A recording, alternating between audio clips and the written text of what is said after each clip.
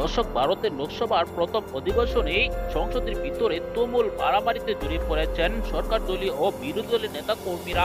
জয় ফিলিস্তিন বলে স্লোগান দিয়েছেন মুসলিম একজন এমপি। তাতেই এরকম সংঘর্ষ হয়েছে, এমনকি রাহুল গান্ধীও পাল্টা জবাব দিয়েছেন। আসুন বিস্তারিত আমরা দেখে আসি ভিডিওতে কি কি ঘটনা ঘটে চলেছে সেখানে। অবশ্যই ভিডিওটি না টেনে পুরো ভিডিওটি দেখবেন। চ্যানেলে নতুন হলে সাবস্ক্রাইব করে। সম্মানিত দর্শক, সম্পূর্ণ ভিডিওটি দেখলেন। এই ভিডিও সম্পর্কে অবশ্যই আপনার মূল্যবান মতামত কমেন্টে জানাবেন। দর্শক, ভারতের লোকসভার প্রথম অধিবেশনে কিন্তু রীতিমতো একটি হট্টগোল সৃষ্টি হয়েছে সংসদের ভিতরে। সংসদে যে যার মতো স্লোগান দিচ্ছে।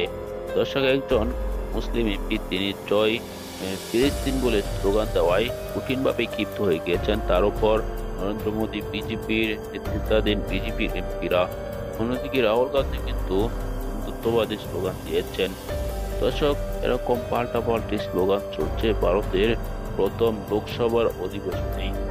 দর্শক, অন্যদিকে আপনারা দেখেছেন বর্তমান সময়ে ভারতের নির্বাচনকে কেন্দ্র করে কি কি ঘটনা ঘটেছে, এমনকি ভারতের প্রথম অধিবেশনে কি ঘটনা ঘটেছে, এসব বিষয় নিয়ে চমৎকার কিছু আলোচনা করেছেন সাংবাদিক মুস্তফা ফিরোজের বক্তব্য শুনে আপনার কাছে কেমন লাগলো, অবশ্যই এসব বিষয় নিয়ে আপনার মতামত কমেন্টে জানাবেন।